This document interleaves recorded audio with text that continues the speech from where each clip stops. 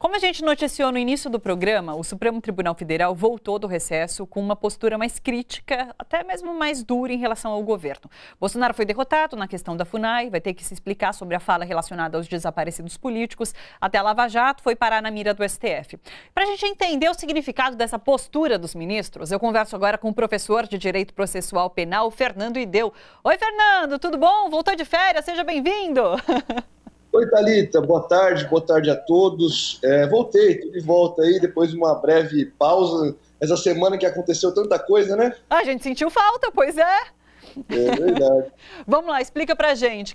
Como você interpreta esse posicionamento do STF voltando com medidas em relação ao governo, à Lava Jato? Hoje circulou uma notícia, inclusive, de que os ministros estão estudando de fato o afastamento de Deltan Dallagnol, já que a própria Procuradora-Geral da República não tem esse poder. Como você está analisando tudo isso? Eu não sei se o afastamento do Deltan vai vir do Conselho Nacional do Ministério Público ou do STF, mas é fato que já chegou a hora de alguém, seja o STF, seja a própria instituição por ela mesma, dar um basta a essa situação depois de tão flagrantes aí elementos que demonstram como o Deltan e todos os seus integrantes dessa força-tarefa, do qual ele era o chefe aí, né, manipularam o poder do Ministério Público, manipularam o poder do Estado com propósitos pessoais, né, seja políticos, eleitorais, financeiros, inclusive, né, mas já está claramente na hora do STF ou da própria instituição dar um basta nessa situação que depõe contra o próprio Ministério Público, porque o Ministério Público é uma instituição séria, existem pessoas sérias trabalhando lá, né?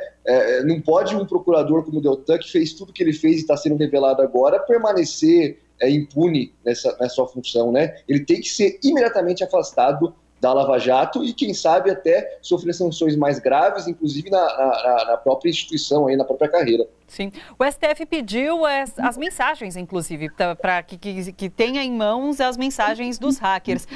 O que isso significa? O STF em posse desse material, e eu quero saber se isso pode ter alguma repercussão no caso do julgamento do ex-presidente Lula. Sim, eu acho positivo o STF ter pedido essas mensagens, ter requisitado, melhor dizendo, essas mensagens, e uma coisa é fato, não dá para essas mensagens ser usadas para um lado e não ser usadas para o outro. Não dá para falar, vou usar essas mensagens para apurar o crime do hacker, mas ela não beneficiar o Lula e todo mundo que foi afetado com isso, né?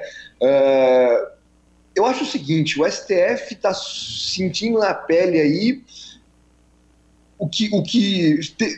o fato de ter sido vítima de um monstro que ele próprio criou e ajudou a alimentar, né? Assim como o Reinaldo Azevedo, assim como outros jornalistas aí, que num primeiro momento estimularam o discurso do ódio, depois viram essa instituição, essa estrutura toda autoritária se voltando contra eles, e mudaram de ideia, mudaram de opinião e passaram a denunciar os abusos, e sempre é tempo para mudar, né?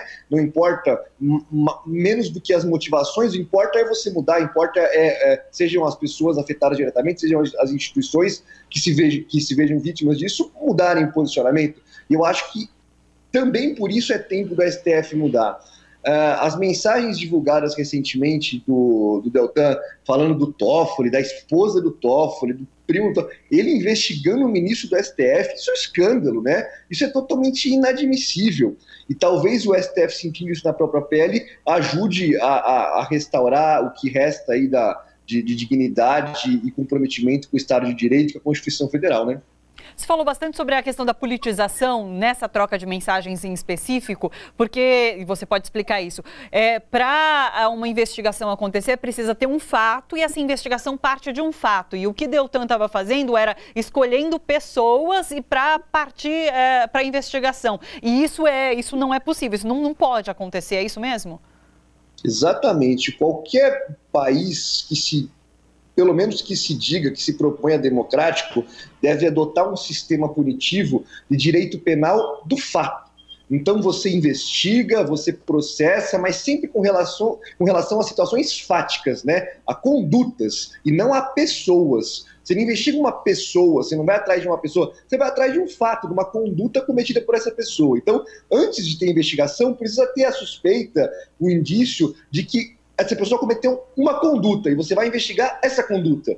O método Lava Jato mostra que não se investigavam condutas, se investigavam pessoas. É um direito penal do autor. Quem adotou esse modelo de direito penal do autor são países autoritários, seja um modelo nazista, seja todos os modelos que se investigam pessoas, né? São inimigos, não são, a pessoa não é punida nem investigada pelo que ela fez, e sim pelo que ela é. E isso é totalmente autoritário, e ficou muito claro que ele estava indo atrás do Toffoli, e aí se você faz o link com as notícias, né, você vê que foi bem na época que ele concedeu um habeas corpus para um ex-ministro do PT, e você fala, bate sim, as datas batem, ele não estava querendo apurar nenhum fato, ele estava querendo intimidar pessoas, assim como ele intimidou já jornalistas. Ele tem um histórico, a Lava Jato como um todo, seja Sérgio Moro, Deltan Dallagnol, tem um histórico. O Glenn não é o primeiro jornalista que eles tentam intimidar. Claro que agora ele está na mira por ser o foco de tantas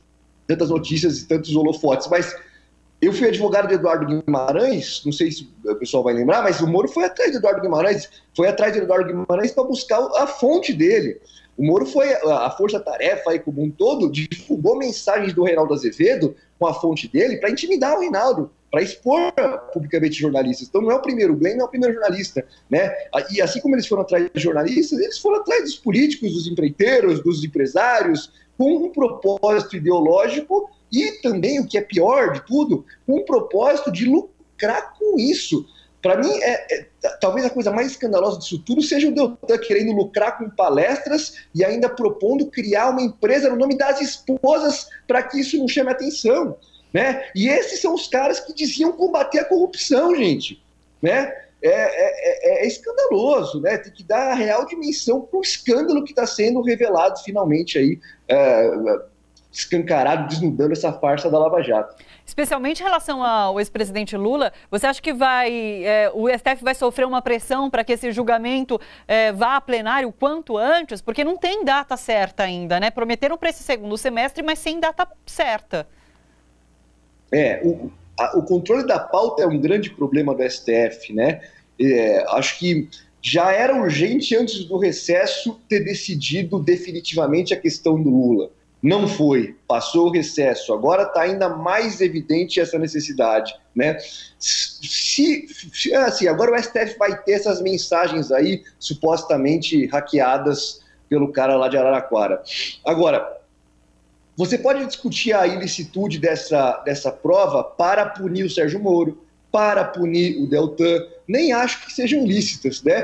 Gostei muito do diálogo que passou aí da peça, né? Essa peça genial do Malcolm X com o Martin Luther King, e eles falam uma hora assim, a violência, até me ajuda a recuperar essa frase que é muito boa, a violência cometida em legítima defesa não é uma agressão, né? Ela não é uma agressão. É exatamente isso. Honra. É honra. É uma honra. Isso. E é bem isso. Se você pensar que um hacker invadiu o celular desses caras para revelar esse escândalo, essa farsa, isso aí não é uma violência, isso aí não é uma agressão. Isso aí é questão, isso faz parte da luta, né? Isso não precisa nem do direito para ser, é só retomar um pouco a história, um bom senso que vocês vão perceber. Mas, de qualquer forma, ok, se falar que essa prova é ilícita, ela é ilícita eventualmente para punir o Deltan, para punir o Sérgio Moro. Agora, para corrigir as injustiças, não vai ser corrigido nunca, né? Não vai ser reparado integralmente nunca, mas para minorar as consequências dessa injustiça e colocar em liberdade imediatamente as pessoas que foram vítimas dessa estrutura violenta, autoritária e totalmente contrária ao Estado de Direito que foi cometida por esses força-tarefa junto com o Sérgio Moro, isso tem que ser medida de urgência total. Né? A ilicitude da prova você vai discutir para punir o Deltan e o Sérgio Moro. Agora,